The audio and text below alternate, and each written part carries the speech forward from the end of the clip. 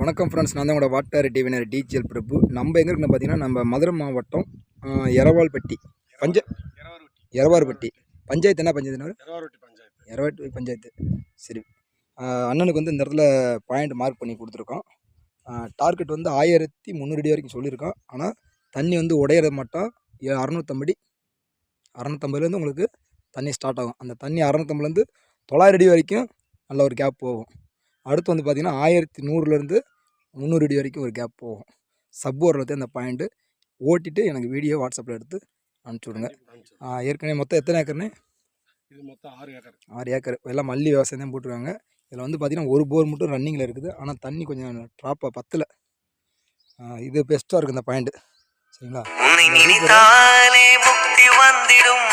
நிறைய போரை செக் பண்ணலாம் எவ்வளோ இருக்குன்னு. அடுத்து நீங்கள் எங்கேயாவது பாயிண்ட் அதையும் காமிங்க, செக் பண்ணி தரேன். சரி.